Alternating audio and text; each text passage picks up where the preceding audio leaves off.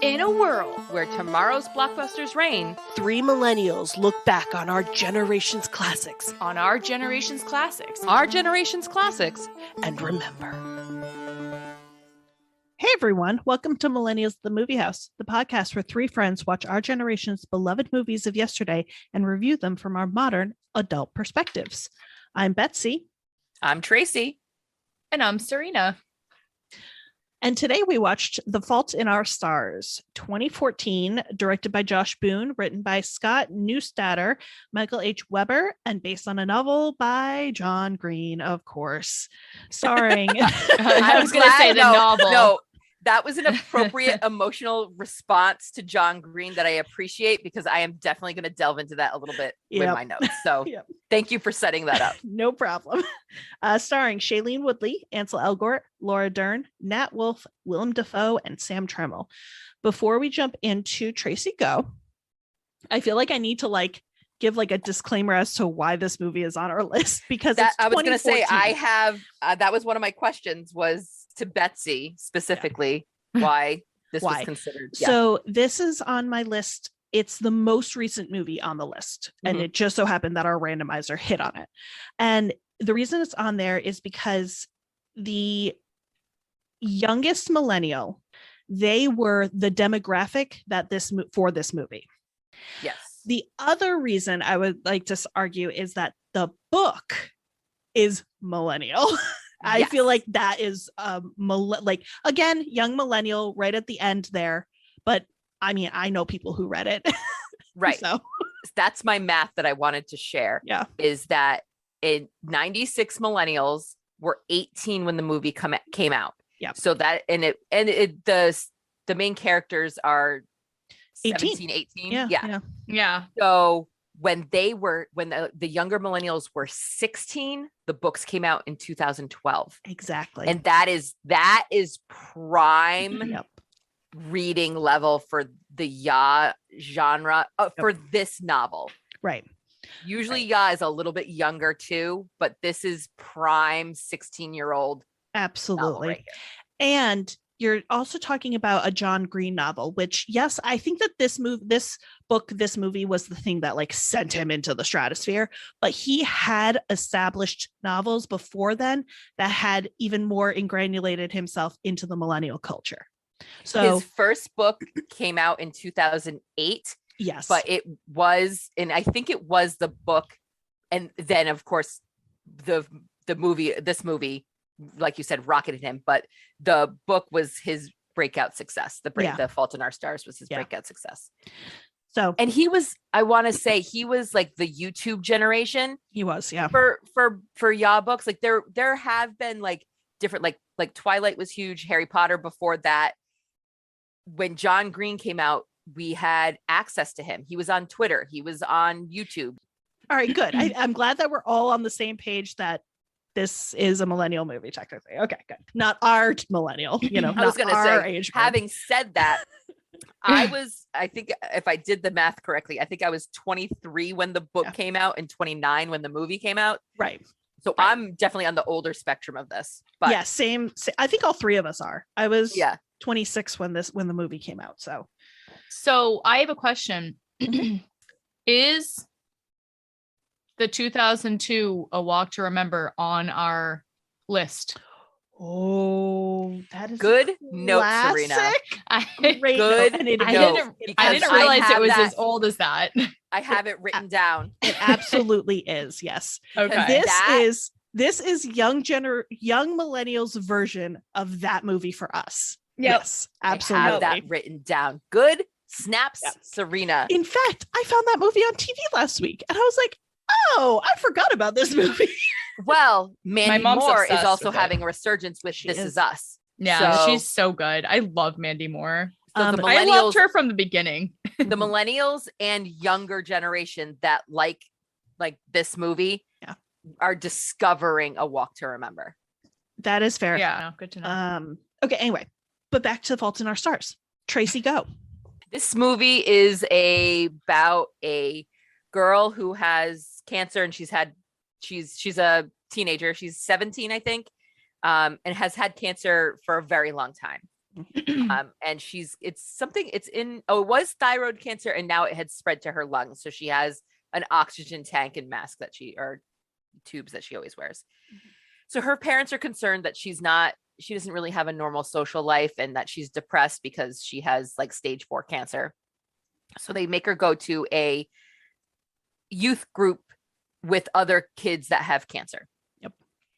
And the group is it's sad because all these kids have cancer, but it's like a pathetic attempt of trying to make them have like a normal life. And they all know it, you know. Anyway, a kid there who has like ocular cancer brings his best friend who had some type of cancer that made him lose his leg. And of course, there was a literal run-in between I think it was bone Hazel cancer. Grace and Augustus, who's the friend.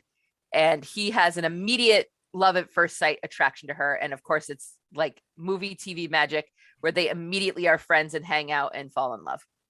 Actually, the falling in love is gradual for her, at least. Mhm. So you follow their relationship, and she's a little bit wary of it because he's in remission and she's not. And she's basically trying to prepare her parents for her death. And She doesn't want to add him to the mix. Exactly. Yeah. So, I but got he that. warms her to her anyway.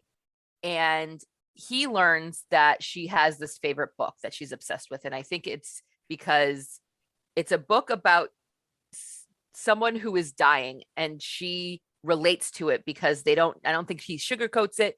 And the person is dying, but not yet dead. And that's how she feels like, where she is dying, but not yet dead, and is living this life. So they learn that the movie, the Make-A-Wish, I think they call it Genies. They call it the Genies. Were they not allowed to say Make-A-Wish Foundation? I feel like that was the case. I think that was a thing. Yeah. Yeah. So she wasted her wish when she was younger, of course, to go to Disney World. And he kind of makes fun of her for it. And he's like, well, lucky for you, I didn't waste my wish. And because all she wants is, because the book apparently just abruptly ends, and she wants some answers from the author, who's like a recluse who lives in Amsterdam. So he uses his wish to fly them to Amsterdam to meet this author. And of course, as the saying goes, you should never meet your heroes. And it's a complete disappointment, but Yep. they kind of save the trip because she finally admits that she's in love with them. You know, and huge spoiler alert, when it's like a Nicholas Sparks type switcheroo, you think she's going to die, and he ends up having a relapse and very quickly Declines. Yeah. dies. So it's a coming of age story with cancer. I that was a great synopsis.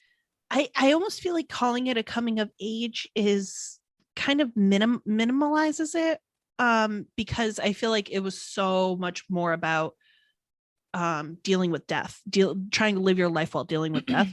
Yep. Yeah. And And like how to do that, not like acting, but like how do you do that and not feel morbid, right? right. Yeah. I think for some reason, like the book scene is much bigger now than when I was in high school. Like I struggled to find young adult books that had substance to it. Yeah. And I think nowadays they do have more substance. And this was one that, well, I have issues with it, but it did have real world themes. And It did. and that we was- forget yeah. sometimes that teenagers have big feelings and they seem dramatic, but they're also dealing with real world stuff. Mhm. They deal with death, and they have, you know what I mean? Like, Mhm. and it's kind of like you don't know what somebody is going through until you actually know, you know what I mean? Until you know them. Yep. Who has seen it before? When was the last time you saw it? Do you remember when it came out? I've never seen it before. Your mom had given you spoilers, you said? She said that she's seen it a bunch on cable, and she liked it, but she didn't like love it. Out of the 3 movies that she said were similar, 6 Feet Apart was the third one. Walk to Remember, this 6 Feet Apart, 5 feet apart, 6 feet apart. 6 feet apart. I I wanted she to said see that. this one was like third in her placement, and you know, when she likes a movie, she loves a movie. Like she's obsessed with Walk to Remember. Mhm. but yeah, I never saw it, but I've heard of it, and I don't know how I've never seen it. And I think I was mixing it up with some other movie that was out similar time. So I was like in the back of my head, like, yeah, I'll watch it eventually, or maybe I'll read the book. Yeah. But so anyways, so that was in my mind. And then I mean, that was 2014. How many years has it been since then? I haven't watched it yet. So up until today. I had seen it, not in movie theaters, and it wasn't like I had never read the book, but I did know who John Green was. But I Had had you ever heard read any John Green? No. I'm actually a little surprised about that. Well, Yeah. I'm like a hipster in the traditional sense, where if something is wildly popular, I question its sincerity or I was its just gonna say, authenticity or something. Yeah. Because I worked at a bookstore, and we were like the New York Times bestseller list. That's not a thing. It's whoever pays the most to whatever. You know what I mean? And it's like it says it right here too. I'm looking online. It says #1 on the New York Times bestseller list. That's all made up. That's whoever can pay and lobby and all this kind of stuff, and the publisher Really? or whatever. Oh, Yeah. It's not, on. and it's like people always rush because they think that everybody else likes the book. And that's not, anyway. So it was also huge with younger kids. And I was like, I'm not, it insists upon itself. He's very, you know what I mean? That is the answer to that question. Yeah. Okay, So yeah. I was like, I don't like the two Green brothers. I think I don't know. Nope, I got There you. is another one in here. I was looking. I'm sorry. I'm doing it like now research. I'm like, oh, there's 2 of them. Yeah, Hank Oh, that's Hank and John Green. Yeah. Who's Hank? Is he another author? is the younger brother, and yeah, he's an author. I thought he was more of a YouTube personality, but I that have sounds no about idea. right. And I think they're smart, but like they're like elite smart. Yeah, And I think that's how they write their characters too, where they're very like too smart for their own good. Like Yeah. they make, and of course all movies do this, where they make these poignant speeches off the top of their heads and know exactly what to say and have these special moments. Nobody really talks that way. Nobody is that smart all the time. You might be able to write something that smart after editing and no, say this first, say that. You know what I mean? yeah. But on the other hand, you buy into Lifetime and Hallmark movies that do that type of stuff. Oh, But yes, ironically. oh, okay. This is very Okay. genuine, which Yeah. it has its point. Can I read a Wall Street Journal quote? Sure.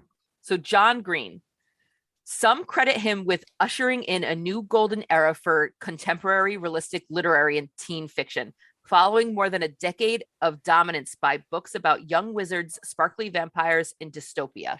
So there was a switch between our millennial generation, where we had Twilight, Harry Potter, that kind of thing, to a more realistic set in the real world type Mhm. situations.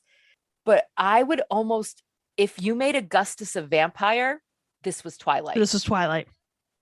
Between Twilight and now, the amount of environmental issues, school shootings, all of a sudden the teenage group of people were dealing with real life issues. Mm-hmm. They didn't have time to be distracted by the fake fantasy. They were living in a hard time. And here is a book and an author who has a romance book set in a realistic hard time. And I think a lot of the generation connected with that. And honestly, I can't blame them. Yeah. Yeah. And I actually agree with that quote, that it kind of started that wave of books, because I'm thinking of all of these recent books that are turned into movies, because my reference point is movies that came out. And I mean, Eleanor and Park is I would classify in there. I love and that book. what was I it? love that book. What was the book? Stars was in the title. And she was facing deportation. Yes. And it was by the same author. The Sun is also a star. Sun is also a star. Yep. I would put that in. Oh, that I'm sorry. grouping. It's a different author. That's Nicole Yoon, and the other one is Rainbow Rowell. Yeah. Yep. I love that. And then there's something, I think it was called Everything was in there too. And That it's is just- the same author as, Yeah. So it started that trend of, I mean, Yep. they're dramatic and they're teen romances, but there is always that underlying realism to them. Yep. They at one or both of the main characters are dealing with real issues. Yep. Which is I'm okay. I'm totally okay with that. I appreciate that. Yeah. And you're right. It's that the younger millennial and Gen Z have to are choosing to deal with their world around them instead of escaping from it. And finding the romance or the little things in life that Live for today type yeah. stories. Yeah. Yeah. Yep. Oh, I didn't answer the question. So I was 26 when this movie came out. So I was an adult and past that Were point. you though? Was Were I you? though? Yeah. And I remember it coming out, and I do remember it being like, oh my God, it's just another one of these teen dramas. Like, I don't have the emotional capacity to deal with this because I am a middle millennial. Yeah. So I don't want to deal with things like that. I want my stories to be escapism. Yeah, I like that too. I like those. We too. know that the real world sucks. Thank you very Yep. much. Give us Yep. some dragons. Exactly.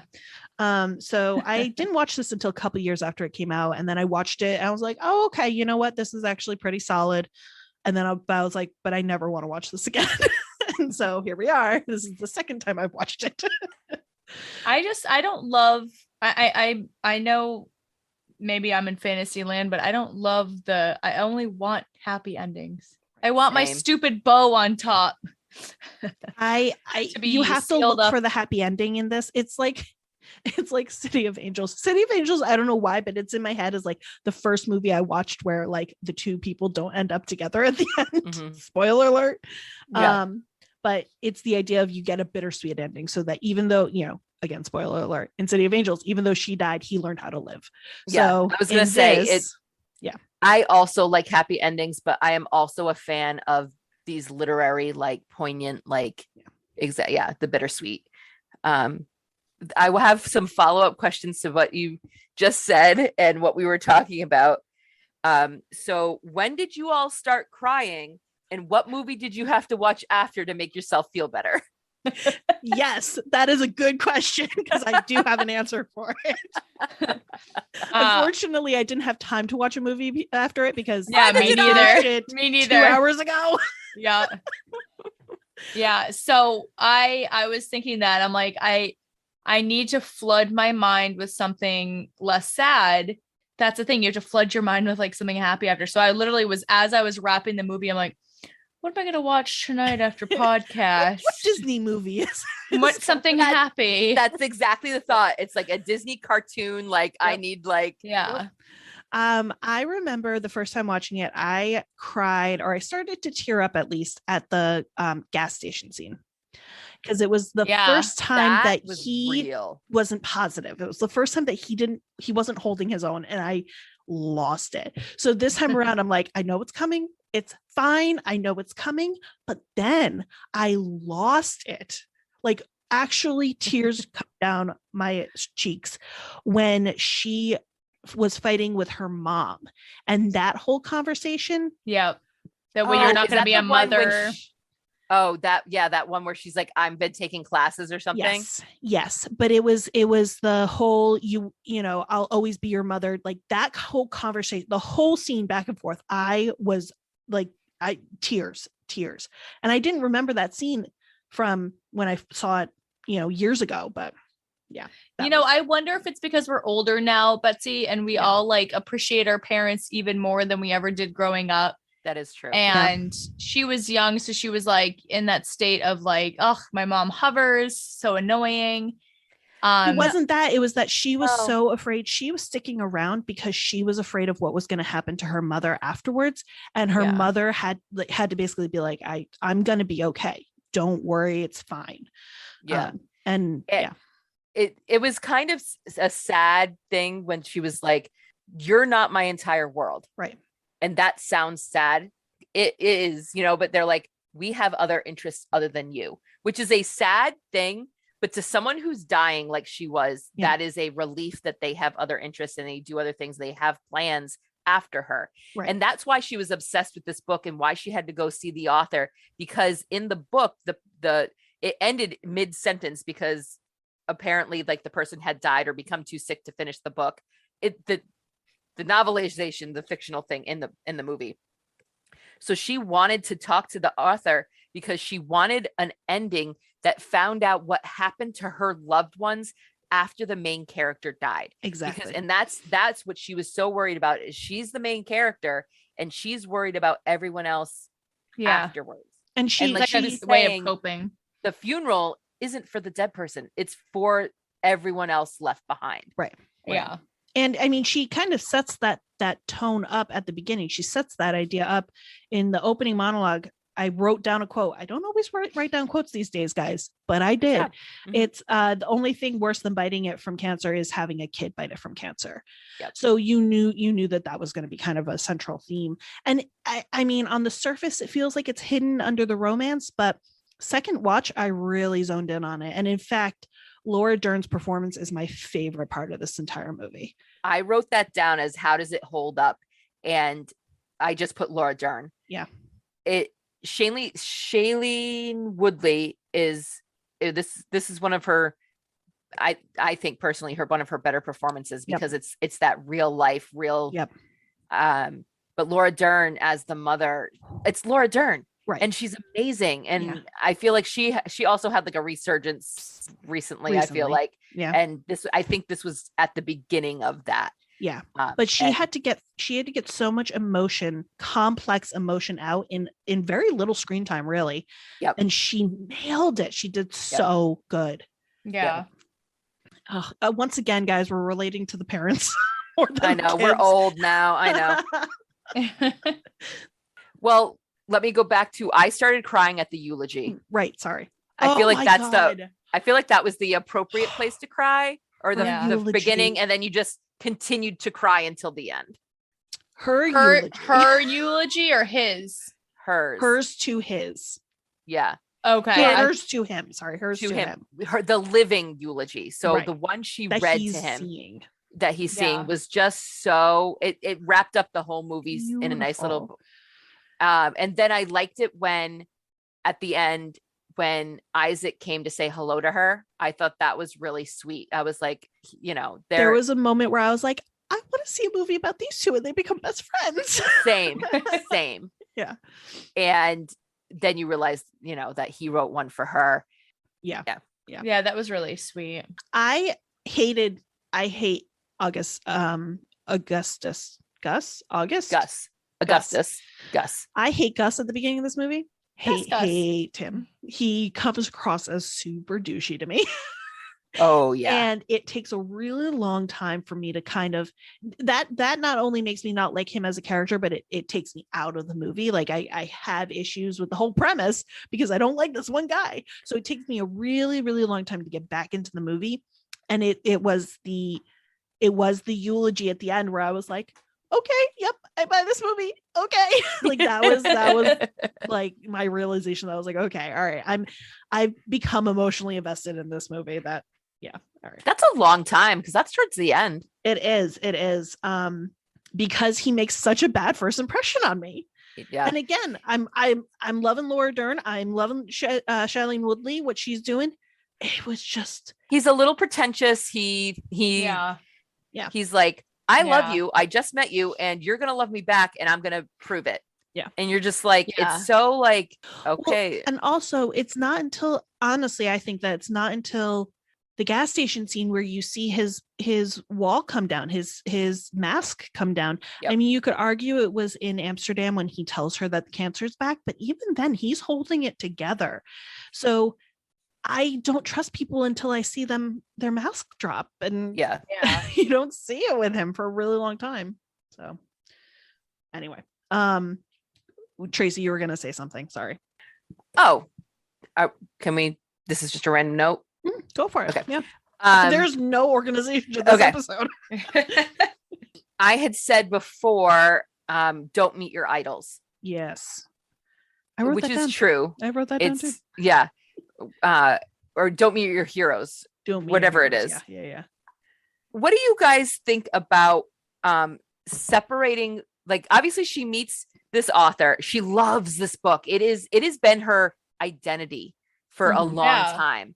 And she meets the author and she is immediately turned off, which is an amazing scene when she finally like tells him off. And then when she tells him off again in the car, I The thought, fact that she doesn't forgive him, I'm like, yes. I Yeah. was like, absolutely 100% bets. I hate movies, TV shows where all of a sudden they forget all these horrible things that this person does to make the TV show or whatever, the storyline progress. And I'm like, real people don't do that. I know you're supposed to forgive and forget.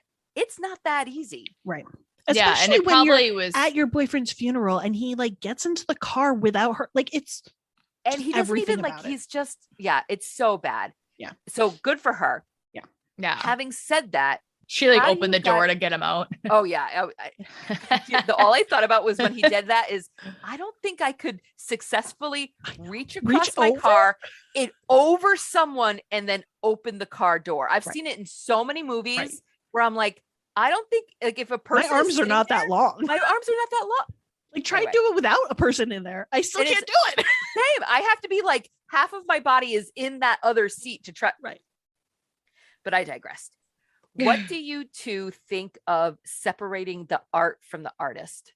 It's a loaded question and it's a bigger question because you can apply it to JK and Harry Potter.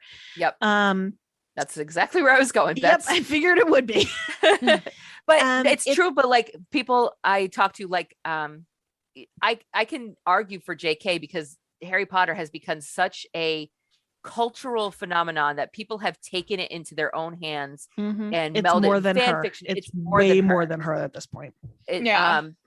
I think it's very murky. I don't have a clear answer.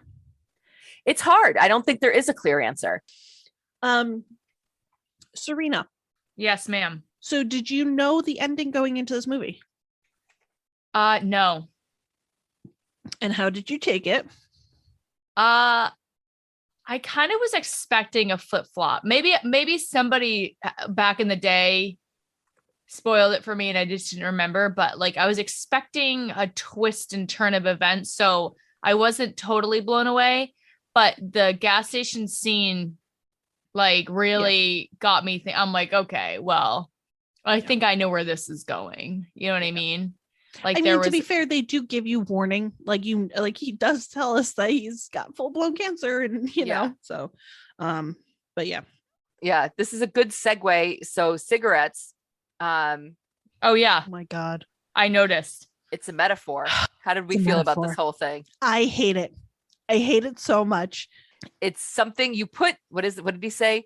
You put the thing that kills you between your teeth and never let it give you the power to do so. It's so stupid. It's so like, you can tell John Green was like, I'm going to do this. It's I feel like that's the cringy. beginning of it. Yeah. I think there are a few quotes that came out of this movie that are iconic and have gone beyond this. Not even movie, book, probably. It came from the book. But yeah, so it was the cigarette metaphor. What were the others? Okay. Yep. Okay, will be our forever. Is that what it was? Okay. Are will be always. our always. Okay, will be our always. And then of course, I fell in love with him the way you fall asleep, slowly and then all at once. That was a big one. This was, I wrote that called down. this I book, wrote that down. the Pinterest generation. Yes. Like yes. people would still do Pinterest, but not as much as there was a couple of years where Pinterest Everyone was did Pinterest. everyone did. And like, I love Pinterest. It was like pre-Instagram. yes, it Yeah. was. Yeah. And this was just couldn't go anywhere without seeing some John Green quote or something or a I was screenshot gonna of this movie. I was going to say, you guys, I was going through the quotes and I was trying to like remind myself of things that stood out. And it's like one of those things like you haven't seen the movie, but like for me, I hadn't seen the movie, but I know that quote. Yeah. Yeah. Falling in love, you know, slowly and then all at once, like that one has been around. That It one transcended. Yep, that one Yeah. definitely. Yep. All right. Well, I think all my notes are done. Everybody else? Mhm. Yeah. Should we do a martini shot? Would you recommend this Uh, gì? Can I just say no? I do like it, but can I just say no? Because if I'm going to recommend a movie that's like this, it's going to be a walk to remember. I knew you were gonna say it. I'm actually gonna say no too. I just don't Yeah. I don't choose to recommend movies that are depressing. Yeah, same. Like if I'm gonna recommend a depressing movie, it's gonna be solid that. movie, but I just don't usually recommend those kinds of I'm movies. Yep. I'll say yes, but for the same reasons. So you're a no with caveats. I feel like I'm a yes with caveats. Mhm, Bets if you Mhm. so same reason. I wouldn't go up to somebody and be like, you need to watch this movie. But if somebody brings it up, or if somebody was like, oh, what did you just watch this week or whatever? Yeah. And I said, I watched this, and I'm like, it's a good movie. If you're in the mood for a good movie or a sad movie, because sometimes it's solid. I wouldn't say it's a bad movie, but I wouldn't be like, you need to watch this. So I'll give it a, yep, watch it, because it's a solid movie. That's fair. I That's will fair. say this. I kind of want to read the book, and then Go for it. I'm thinking in my mind, I'm like, I feel like there's a part of me that's like, okay, maybe I'll recommend the book to somebody, or more so than the movie. Do you know what I mean? I could see that. Yep, that's fair. I could because see a that. lot of You know what? times I Yep. like the book. That's better. true. That is true. That's true. So, You know what? yeah, but that's fair.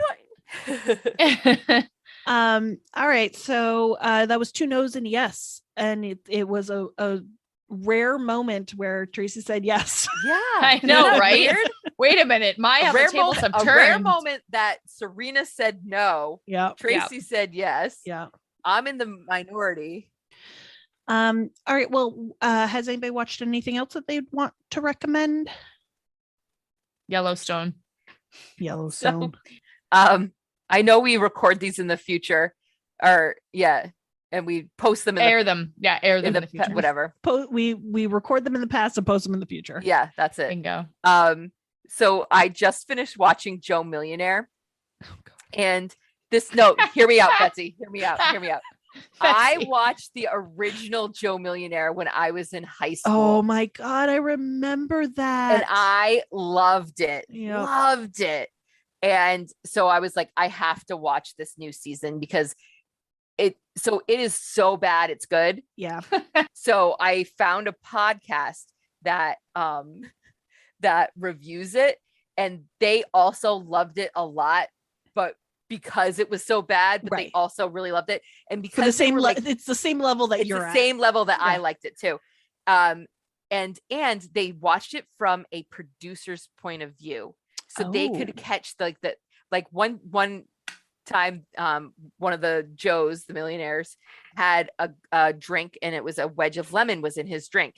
And the wedge of lemon still had a sticker on it from when they cut the lemon up. And they were like, I get that all the time.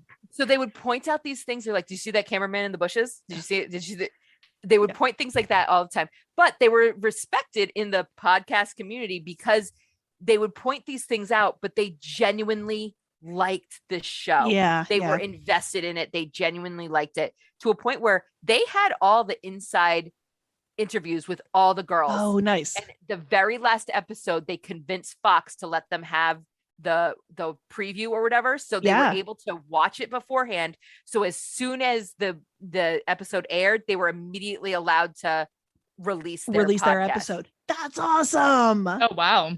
So you would recommend Joe Millionaire, but only ironically, and only if you're also listening to this podcast. Yes. Okay. Yep. There we go. And we're hoping for a season 2. Okay. Wait, what's the name of the podcast? The Right Reality. Their mainstay is The Challenge on MTV, which is Road Rules, Real World, made a baby and had this show. Mm-hmm. And it's on an off season, and they were like, we don't know what to do. Let's watch a different reality. And so many people have the Bachelor podcast. We're like, we're not going to compete with that. So anyway, The Bachelor starts right now. I should be watching it. It's part 1 of the finale. You're recording it. It's fine. Yep. Serena, what you got for us? Yellowstone. I guess it's on Paramount Plus. Paramount. I don't know why I keep saying Paramount. Paramount. Yeah, that's what I thought. Yeah. So that's a good one. And then I'm planning on binging through as quick as possible because I want to see 1883, which is on Peacock. I have heard of that. It's like the prequel to Yellowstone. Oh, right. Yes, I have heard of that. Yeah. Okay. So yeah, I like it. So far I'm in season 2 now. And it's holding up. Guys, I like it. And I mean, Kevin Costner, so Watch crazy Kevin seeing some of Costner these people. in a cowboy hat for an hour. That's not bad. Yeah. My recommendation is The Gilded Age. It's from the creator who did Downton Abbey, and it's solid. I'm really enjoying it so far. Costume drama, of course, set the late, I want to say it's the 1890s and in New York, but shot a lot in Newport, Rhode Island. Oh Woot woot. yeah. Wait, the show The Gilded Age? Yeah. It's really good. If you like Downton Abbey, you would like this. If you like Bridgerton, you'd probably like this. If you like period dramas, you probably like this. So yeah, I recommend Gilded Age. Okay, are we ready for next title? Next episode review. Yes, queens. Don't even tell me. Galaxy Did the whole Quest. yes.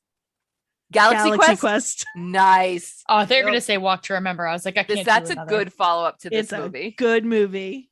Thanks for joining us. If you like what you hear, you can find more great episodes over on our website, www.millennialsatthemoviehouse.com, or wherever you find your podcasts. Curious about updates, extras from our episodes, or want to add your 2 cents about a reviewed movie? We're also on Twitter and Instagram. Our handle for both is @themoviemillies. Check us out and make sure to follow us. So until next time. We're millennials. And we'll see you at the movie house.